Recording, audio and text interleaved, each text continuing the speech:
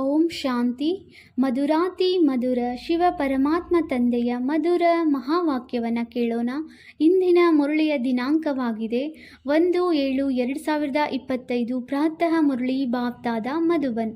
ಮಧುರ ಮಕ್ಕಳೇ, ನಿಮ್ಮ ಬುದ್ಧಿಯಲ್ಲಿ ಈಗ ಇಡೀ ಜ್ಞಾನದ ಸಾರವಿದೆ. ಆದ್ದರಿಂದ ನಿಮಗೆ ಚಿತ್ರಗಳ ಅವಶ್ಯಕತೆಯೂ ಇಲ್ಲ. ನೀವು ತಂದೆಯನ್ನು ನೆನಪು ಮಾಡಿ ಮತ್ತು ಅನ್ಯರಿಂದಲೂ ಮಾಡಿಸಿ. ಇಂದಿನ ಪ್ರಶ್ನೆಯಾಗಿದೆ, ಅಂತಿಮ ಸಮಯದಲ್ಲಿ ನೀವು ಮಕ್ಕಳ ಬುದ್ಧಿಯಲ್ಲಿ ಯಾವ ಜ್ಞಾನವಿರುವುದು? ಉತ್ತರ: ಆ ಸಮಯದಲ್ಲಿ ಇದೇ ಬುದ್ಧಿಯಲ್ಲಿರುತ್ತದೆ. ನಾವೀಗ ಹಿಂತಿರುಗಿ ಮನೆಗೆ ಹೋಗುತ್ತೇವೆ, ಮತ್ತೆ ಅಲ್ಲಿಂದ ಚಕ್ರದಲ್ಲಿ ಬರುತ್ತೇವೆ. ನಿಧಾನವಾಗಿ ಏಣಿಯನ್ನಿಳಿಯುತ್ತೇವೆ. ನಂತರ ಮತ್ತೆ ಏರುವ ಕಲೆಯಲ್ಲಿ ಕರೆದುಕೊಂಡು ಹೋಗಲು ತಂದೆಯು ಬರುತ್ತಾರೆ. ನೀವೀಗ ತಿಳಿದುಕೊಂಡಿದ್ದೀರಿ. ಮೊದಲು ನಾವು ಸೂರ್ಯವಂಶೀಯವರಾಗಿದ್ದೆವು, ನಂತರ ಚಂದ್ರವಂಶೀಯವರಾದೆವು. ಇದರಲ್ಲಿ ಚಿತ್ರಗಳ ಅವಶ್ಯಕತೆ ಇಲ್ಲ. ಓಂ ಶಾಂತಿ. ಮಕ್ಕಳು ಆತ್ಮಾಭಿಮಾನಿಯಾಗಿ ಕುಳಿತಿದ್ದೀರಾ? 84 ಜನ್ಮಗಳ ಚಕ್ರದ ಜ್ಞಾನವು ಬುದ್ಧಿಯಲ್ಲಿದೆ. ಅರ್ಥಾತ್ ತಮ್ಮ ವಿಭಿನ್ನ ಜನ್ಮಗಳ ಜ್ಞಾನವಿದೆ. ವಿರಾಟ ರೂಪದ ಚಿತ್ರವಿದೆಯಲ್ಲವೇ? ಹೇಗೆ ನಾವು 84 ಜನ್ಮಗಳನ್ನು ತೆಗೆದುಕೊಳ್ಳುತ್ತೇವೆ? ಮೂಲವತನದಿಂದ ಮೊಟ್ಟ ಮೊದಲು ದೇವಿ ದೇವತಾ ಧರ್ಮದಲ್ಲಿ ಬರುತ್ತೇವೆ ಎಂಬುದರ ಜ್ಞಾನವೂ ಸಹ ನಿಮ್ಮಲ್ಲಿದೆ.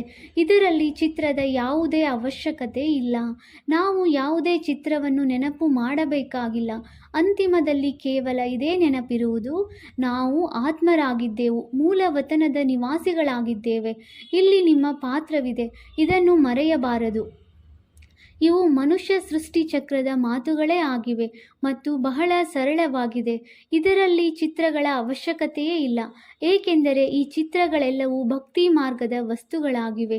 ಜ್ಞಾನ ಮಾರ್ಗದಲ್ಲಂತೂ ವಿದ್ಯೆ ಇದೆ. ವಿದ್ಯಾಭ್ಯಾಸದಲ್ಲಿ ಚಿತ್ರಗಳ ಅವಶ್ಯಕತೆ ಇಲ್ಲ. ಈ ಚಿತ್ರಗಳನ್ನು ಕೇವಲ ತಿದ್ದುಪಡಿ ಮಾಡಲಾಗಿದೆ. ಹೀಗೆ ಗೀತೆಯ ಭಗವಂತನು ಕೃಷ್ಣನೆಂದು ಹೇಳುತ್ತಾರೆ, ಶಿವನೆಂದು ನಾವು ಹೇಳುತ್ತೇವೆ. ಇದು ಸಹ ಬುದ್ಧಿಯಿಂದ ತಿಳಿದುಕೊಳ್ಳುವ ಮಾತುಗಳಾಗಿವೆ. ಬುದ್ಧಿಯಲ್ಲಿ ಈ ಜ್ಞಾನವಿರುತ್ತದೆ. ನಾವು 84 ಜನ್ಮಗಳ ಚಕ್ರವನ್ನು ಸುತ್ತಿದ್ದೇವೆ. ನಾವೇ ಪವಿತ್ರರಾಗಬೇಕಾಗಿದೆ. ಪವಿತ್ರರಾಗಿ ನಂತರ ಹೊಸದಾಗಿ ಚಕ್ರವನ್ನು ಸುತ್ತಲಾರಂಭಿಸುತ್ತೇವೆ. ಇದು ಜ್ಞಾನದ ಸಾರವಾಗಿದೆ. ಇದನ್ನು ಬುದ್ಧಿಯಲ್ಲಿಡಬೇಕಾಗಿದೆ. ಹೇಗೆ ತಂದೆಯ ಬುದ್ಧಿಯಲ್ಲಿ ವಿಶ್ವದ ಚರಿತ್ರೆ, ಭೂಗೋಳ ಹಾಗೂ 84 ಜನ್ಮಗಳ ಚಕ್ರವು ಹೇಗೆ ಸುತ್ತುತ್ತದೆ ಎಂಬುದೆಲ್ಲವೂ ಇದೆಯೋ, ಹಾಗೆಯೇ ನಿಮ್ಮ ಬುದ್ಧಿಯಲ್ಲಿಯೂ ಇದೆ. ಮೊದಲು ನೀವು ಸೂರ್ಯವಂಶೀಯರು, ನಂತರ ಚಂದ್ರವಂಶೀಯರಾಗುತ್ತೀರಿ. ಚಿತ್ರಗಳ ಅವಶ್ಯಕತೆ ಇಲ್ಲ.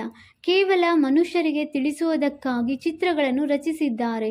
ಜ್ಞಾನ ಮಾರ್ಗದಲ್ಲಂತೂ ತಂದೆಯು ಇಷ್ಟನ್ನೇ ತಿಳಿಸುತ್ತಾರೆ: ಮನ್ಮನಾಭವ. ಹೇಗೆ ಈ ಚತುರ್ಭುಜನ ಚಿತ್ರವಿದೆ, ರಾವಣನ ಚಿತ್ರವಿದೆ, ಇವೆಲ್ಲವನ್ನು ಅನ್ಯರಿಗೆ ತಿಳಿಸಿಕೊಡುವುದಕ್ಕಾಗಿ ತೋರಿಸಬೇಕಾಗುತ್ತದೆ. ನಿಮ್ಮ ಬುದ್ಧಿಯಲ್ಲಂತೂ ಯಥಾರ್ಥ ಜ್ಞಾನವಿದೆ. ಚಿತ್ರಗಳಿಲ್ಲದೆಯೂ ನೀವು ತಿಳಿಸಬಹುದು. ನಿಮ್ಮ ಬುದ್ಧಿಯಲ್ಲಿ 84 ಜನ್ಮಗಳ ಚಕ್ರವಿದೆ. ಚಿತ್ರಗಳ ಮೂಲಕ ಕೇವಲ ಸಹಜ ಮಾಡಿ ತಿಳಿಸಲಾಗುತ್ತದೆ. ಆದ್ದರಿಂದ ಇವುಗಳ ಅವಶ್ಯಕತೆ ಇಲ್ಲ, ಏಕೆಂದರೆ ಮೊದಲು ನಾವು ಸೂರ್ಯವಂಶಿ ಮನೆತನದವರಾಗಿದ್ದೆವು, ನಂತರ ಚಂದ್ರವಂಶಿ ಮನೆತನದವರಾದೆವು. ಅಲ್ಲಿ ಬಹಳ ಸುಖವಿರುತ್ತದೆ. ಯಾವುದನ್ನು ಸ್ವರ್ಗ ಎಂದು ಹೇಳಲಾಗುತ್ತದೆ. ಈ ಚಿತ್ರಗಳ ಬಗ್ಗೆ ತಿಳಿಸಬೇಕಾಗುತ್ತದೆ. ಅಂತ್ಯದಲ್ಲಂತೂ ಬುದ್ಧಿಯಲ್ಲಿ ಈ ಜ್ಞಾನವಿರುತ್ತದೆ. ಈಗ ನಾವು ಹೋಗುತ್ತೇವೆ, ಮತ್ತೆ ಚಕ್ರವನ್ನು ಸುತ್ತುತ್ತೇವೆ. ಏಣಿ ಚಿತ್ರದ ಬಗ್ಗೆ ಮನುಷ್ಯರಿಗೆ ತಿಳಿಸಿಕೊಡುತ್ತೀರೆಂದರೆ ಬಹಳ ಸಹಜವಾಗಿ ಬಿಡುತ್ತದೆ. ನಿಮ್ಮ ಬುದ್ಧಿಯಲ್ಲಿ ಪೂರ್ಣ ಜ್ಞಾನವೂ ಸಹ ಇದೆ. ಹೇಗೆ ನಾವು ಏಣಿಯನ್ನು ಇಳಿಯುತ್ತೇವೆ, ನಂತರ ತಂದೆಯು ಏರುವ ಕಲೆಯಲ್ಲಿ ಕರೆದುಕೊಂಡು ಹೋಗುತ್ತಾರೆ. ತಂದೆಯು ತಿಳಿಸುತ್ತಾರೆ, ನಾನು ನಿಮಗೆ ಈ ಚಿತ್ರಗಳ ಸಾರವನ್ನು ತಿಳಿಸುತ್ತೇನೆ. ಹೇಗೆ ಚಕ್ರವಿದೆ ಎಂದರೆ ಅದರ ಬಗ್ಗೆ ತಿಳಿಸಲು ಸಾಧ್ಯ. ಇದು 5000 ವರ್ಷಗಳ ಚಕ್ರವಾಗಿದೆ. ಒಂದು ವೇಳೆ ಲಕ್ಷಾಂತರ ವರ್ಷಗಳಾಗಿದ್ದರೆ ಸಂಖ್ಯೆಯು ಎಷ್ಟೊಂದು ವೃದ್ಧಿಯಾಗಿ ಬಿಡುತ್ತಿತ್ತು. ಕ್ರಿಶ್ಚಿಯನ್ನರಿಗೆ 2000 ವರ್ಷಗಳನ್ನು ತೋರಿಸುತ್ತಾರೆ. ಇದರಲ್ಲಿ ಎಷ್ಟು ಮಂದಿ ಮನುಷ್ಯರಿರುತ್ತಾರೆ? 5000 ವರ್ಷಗಳಲ್ಲಿ ಎಷ್ಟು ಮಂದಿ ಇರುತ್ತಾರೆ? ಈ ಲೆಕ್ಕವೆಲ್ಲವನ್ನು ನೀವು ತಿಳಿಸುತ್ತೀರಿ. ಸತ್ಯಯುಗದಲ್ಲಿ ಪವಿತ್ರರಾಗಿರುವ ಕಾರಣ ಕೆಲವರೇ ಮನುಷ್ಯರಿರುತ್ತಾರೆ. ಈಗಂತೂ ಎಷ್ಟೊಂದು ಜನಸಂಖ್ಯೆ ಇದೆ. ಒಂದು ವೇಳೆ ಲಕ್ಷಾಂತರ ವರ್ಷಗಳ ಕಾಲಾವಧಿಯಾಗಿದ್ದರೆ ಸಂಖ್ಯೆಯು ಎಣಿಕೆ ಇಲ್ಲದಷ್ಟಾಗಿ ಬಿಡುತ್ತಿತ್ತು. ಕ್ರಿಶ್ಚಿಯನ್ನರ ಹೋಲಿಕೆಯಲ್ಲಿ ಜನಸಂಖ್ಯೆಯ ಲೆಕ್ಕವನ್ನು ತೆಗೆಯುತ್ತಾರಲ್ಲವೇ, ಹಿಂದೂಗಳ ಜನಸಂಖ್ಯೆಯನ್ನು ಕಡಿಮೆ ತೋರಿಸುತ್ತಾರೆ. ಕ್ರಿಶ್ಚಿಯನ್ನರು ಬಹಳಷ್ಟು ಮಂದಿ ಆಗಿಬಿಟ್ಟಿದ್ದಾರೆ. ಯಾರು ಒಳ್ಳೆಯ ಬುದ್ಧಿವಂತ ಮಕ್ಕಳಿದ್ದಾರೆಯೋ ಅವರು ಚಿತ್ರಗಳಿಲ್ಲದೆಯೂ ತಿಳಿಸಿಕೊಡುತ್ತಾರೆ. ವಿಚಾರ ಮಾಡಿ, ಈ ಸಮಯದಲ್ಲಿ ಎಷ್ಟು ಮಂದಿ ಮನುಷ್ಯರಿದ್ದಾರೆ?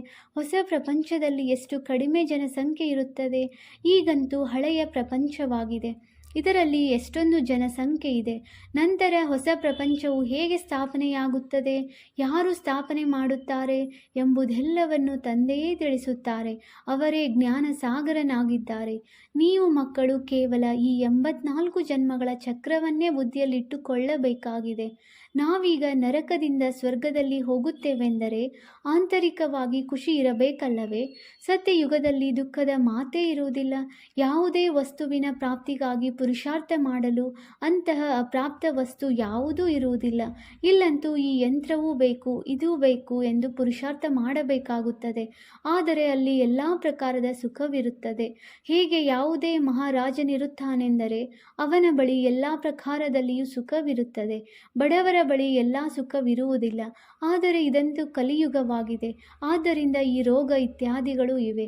ನೀವೀಗ ಹೊಸ ಪ್ರಪಂಚದಲ್ಲಿ ಹೋಗುವುದಕ್ಕಾಗಿ ಪುರುಷಾರ್ಥ ಮಾಡುತ್ತೀರಿ. ಸ್ವರ್ಗ ನರಕ ಇಲ್ಲಿಯೇ ಆಗುತ್ತದೆ.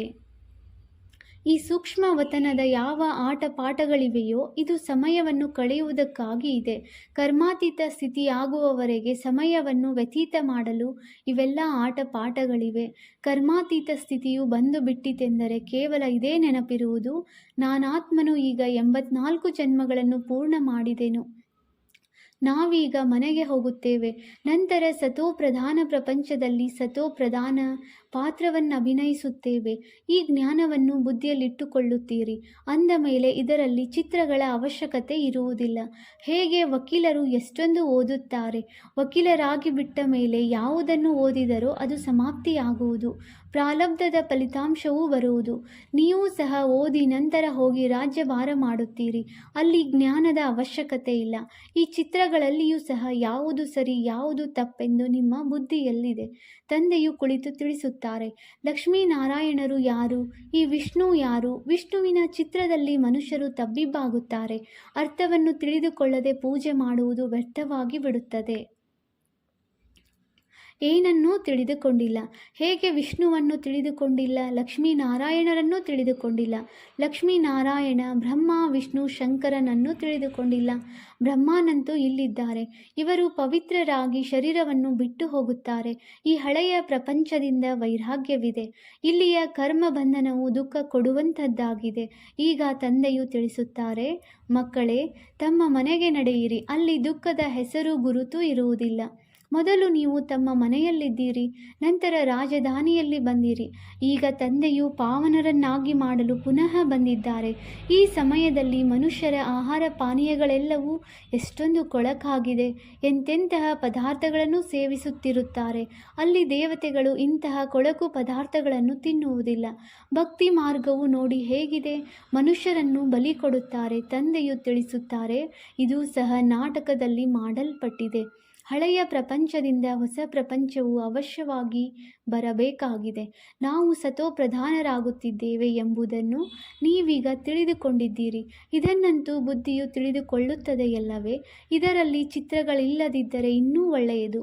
ಇಲ್ಲವಾದರೆ ಮನುಷ್ಯರು ಬಹಳಷ್ಟು ಪ್ರಶ್ನೆಗಳನ್ನು ಕೇಳುತ್ತಾರೆ. ತಂದೆಯು 84 ಜನ್ಮಗಳ ಚಕ್ರವನ್ನು ತಿಳಿಸಿದ್ದಾರೆ. ನಾವು ಈಗ ಸೂರ್ಯವಂಶಿ, ಚಂದ್ರವಂಶಿ, ವೈಶ್ಯವಂಶಿಯವರಾಗುತ್ತೇವೆ. ಇಷ್ಟು ಜನ್ಮಗಳನ್ನು ಪಡೆಯುತ್ತೇವೆ. ಇದು ಬುದ್ಧಿಯಲ್ಲಿರಬೇಕಾಗಿದೆ. ನೀವು ಮಕ್ಕಳು ಸೂಕ್ಷ್ಮ ವತನದ ರಹಸ್ಯವನ್ನು ತಿಳಿದುಕೊಂಡಿದ್ದೀರಿ. ಧ್ಯಾನದಲ್ಲಿ ಸೂಕ್ಷ್ಮ ವತನಕ್ಕೆ ಹೋಗುತ್ತೀರಿ. ಆದರೆ ಇದರಲ್ಲಿ ಯೋಗವೂ ಇಲ್ಲ, ಜ್ಞಾನವೂ ಇಲ್ಲ. ಕೇವಲ ಇದೊಂದು ಪದ್ಧತಿಯಾಗಿದೆ. ಹೇಗೆ ಆತ್ಮವನ್ನು ಕರೆಸುತ್ತಾರೆ, ನಂತರ ಆ ಆತ್ಮವು ಬಂದಾಗ ಅಳುತ್ತದೆ, ನಾನು ತಂದೆಯ ಮಾತನ್ನು ಪಾಲಿಸಲಿಲ್ಲ ಎಂದು ಪಶ್ಚಾತ್ತಾಪವಾಗುತ್ತದೆ. ಇದೆಲ್ಲವೂ ಮಕ್ಕಳಿಗೆ ತಿಳಿಸುವುದಕ್ಕೋಸ್ಕರ ಇದೆ.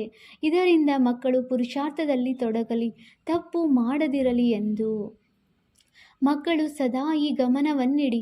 ನಾವು ನಮ್ಮ ಸಮಯವನ್ನು ಸಫಲ ಮಾಡಿಕೊಳ್ಳಬೇಕಾಗಿದೆ, ವ್ಯರ್ಥ ಮಾಡಬಾರದು. ಆಗ ಮಾಯೆಯು ನಮ್ಮಿಂದ ತಪ್ಪು ಮಾಡಿಸಲು ಸಾಧ್ಯವಿಲ್ಲ.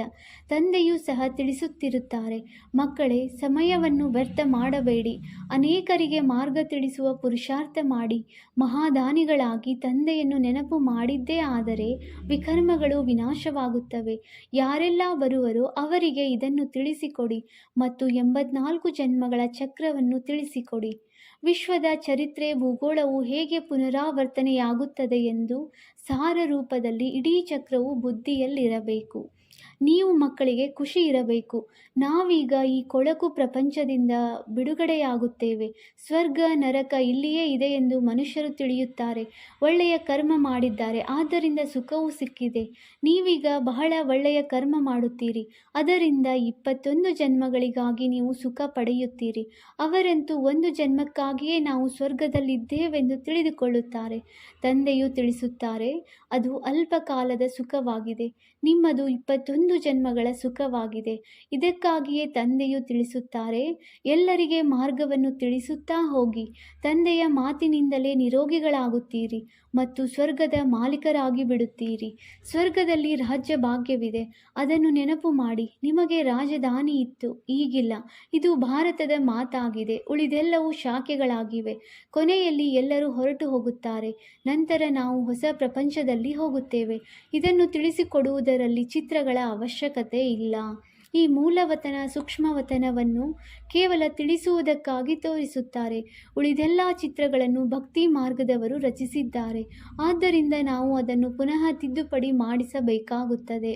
ಇಲ್ಲದಿದ್ದರೆ ನೀವು ನಾಸ್ತಿಕರೆಂದು ಹೇಳುತ್ತಾರೆ. ಆದ್ದರಿಂದಲೇ ಅದೇ ಚಿತ್ರಗಳನ್ನು ಸರಿಪಡಿಸಲಾಗಿದೆ. ಬ್ರಹ್ಮನ ಮೂಲಕ ಸ್ಥಾಪನೆ, ಶಂಕರನ ಮೂಲಕ ವಿನಾಶ. ವಾಸ್ತವದಲ್ಲಿ ಇದು ಸಹ ನಾಟಕದಲ್ಲಿ ನಿಗದಿಯಾಗಿದೆ. ಯಾರೇನೂ ಮಾಡುವುದಿಲ್ಲ. ವಿಜ್ಞಾನಿಗಳು ಸಹ ತಮ್ಮ ಬುದ್ಧಿಶಕ್ತಿಯಿಂದ ಇವೆಲ್ಲವನ್ನು ತಯಾರಿಸುತ್ತಾರೆ. ಬಾಂಬುಗಳನ್ನು ತಯಾರು ಮಾಡಬೇಡಿ ಎಂದು ಯಾರು ಎಷ್ಟಾದರೂ ಹೇಳಲಿ, ಆದರೆ ಯಾರ ಬಳಿ ಬಹಳಷ್ಟಿದೆಯೋ ಅದನ್ನು ಸಮುದ್ರದಲ್ಲಿ ಹಾಕಿದಾಗ ಅನ್ಯರು ತಯಾರು ಮಾಡುವುದಿಲ್ಲ. ಅವರು ಇಟ್ಟುಕೊಂಡಿದ್ದರೆ ಅವಶ್ಯವಾಗಿ ಅನ್ಯರು ತಯಾರು ಮಾಡುತ್ತಾರೆ. ಈಗ ನೀವು ಮಕ್ಕಳಿಗೆ ತಿಳಿದಿದೆ, ಸೃಷ್ಟಿಯ ವಿನಾಶವಂತೂ ಅವಶ್ಯವಾಗಿ ಆಗಲೇಬೇಕಾಗಿದೆ. ಯುದ್ಧವೂ ಆಗುವುದಿದೆ. ವಿನಾಶವಾದ ನಂತರ ನೀವು ತಮ್ಮ ರಾಜ್ಯವನ್ನು ಪಡೆಯುತ್ತೀರಿ. ಈಗ ತಂದೆಯು ತಿಳಿಸುತ್ತಾರೆ, ಮಕ್ಕಳೇ, ಎಲ್ಲರ ಕಲ್ಯಾಣಕಾರಿಗಳಾಗಿ. ಮಕ್ಕಳು ತಮ್ಮ ಶ್ರೇಷ್ಠ ಅದೃಷ್ಟವನ್ನು ರೂಪಿಸಿಕೊಳ್ಳಲು ತಂದೆಯು ಶ್ರೀಮತ ಕೊಡುತ್ತಾರೆ. ಮಧುರ ಮಕ್ಕಳೇ, ತಮ್ಮ ಸರ್ವಸ್ವವನ್ನು ಮಾಲೀಕನ ಹೆಸರಿನಲ್ಲಿ ಸಫಲ ಮಾಡಿಕೊಳ್ಳಿ. ಅಂತಿಮದಲ್ಲಿ ಕೆಲವರದು ಮಣ್ಣು ಪಾಲಾಗುವುದು, ಕೆಲವರದು ರಾಜರು ತಿನ್ನುವರು. ಮಾಲೀಕನು ತಂದೆ ಸ್ವಯಂ ತಿಳಿಸುವರು, ಮಕ್ಕಳೇ, ಇದರಲ್ಲಿ ಖರ್ಚು ಮಾಡಿ ಆತ್ಮಿಕ ಆಸ್ಪತ್ರೆಯನ್ನು ತೆರೆಯಿರಿ. ಇದರಿಂದ ಅನೇಕರ ಕಲ್ಯಾಣವಾಗುವುದು. ನೀವು ತಂದೆಯ ಹೆಸರಿನಲ್ಲಿ ಖರ್ಚು ಮಾಡುತ್ತಿದ್ದೀರೆಂದರೆ ಇದರ ಪ್ರತಿಫಲವು ನಿಮಗೆ 21 ಜನ್ಮಗಳಿಗಾಗಿ ಸಿಗುತ್ತದೆ. ಈ ಪ್ರಪಂಚವೇ ಸಮಾಪ್ತಿಯಾಗಲಿದೆ.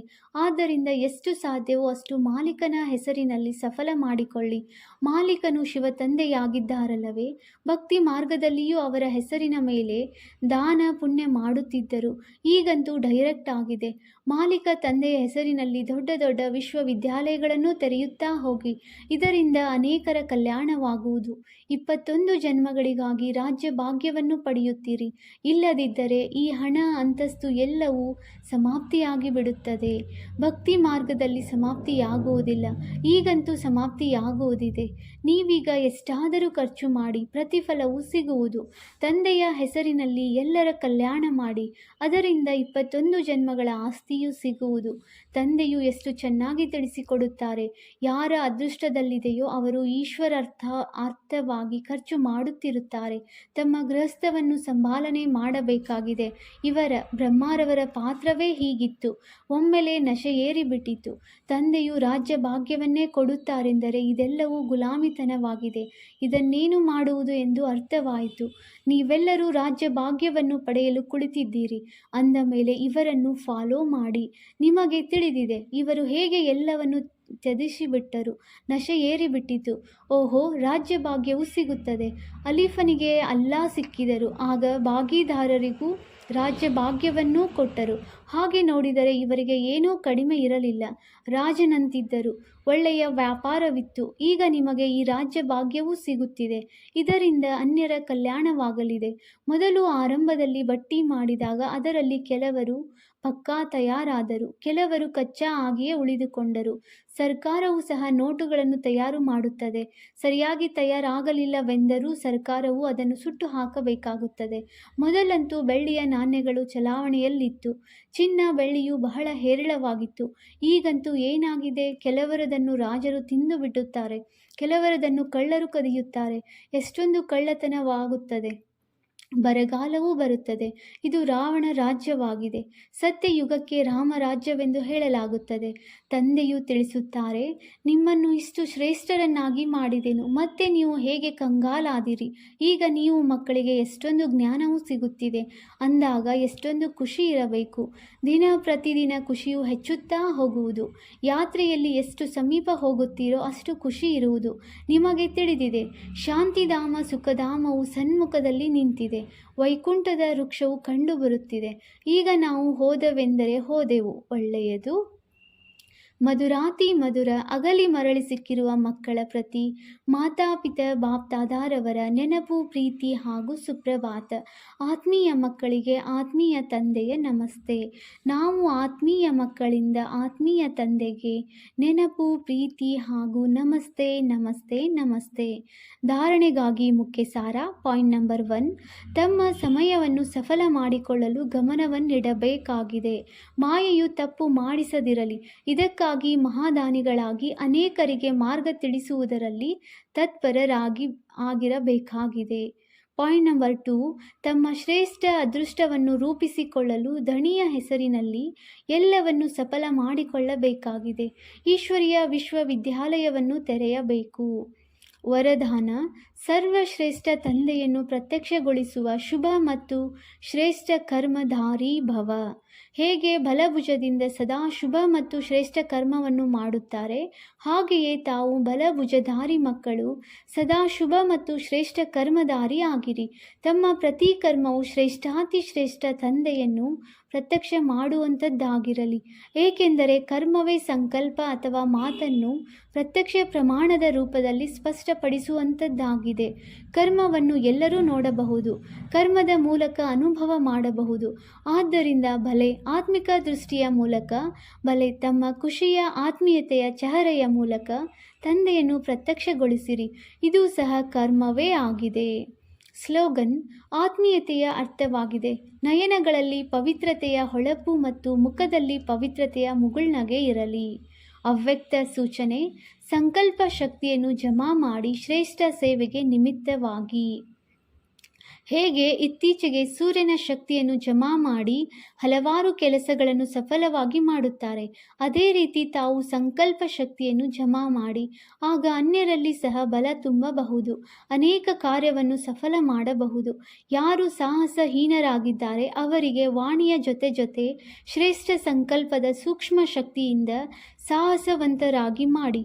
ಇದೇ ವರ್ತಮಾನ ಸಮಯದ ಅವಶ್ಯಕತೆಯಾಗಿದೆ. ಓಂ ಶಾಂತಿ.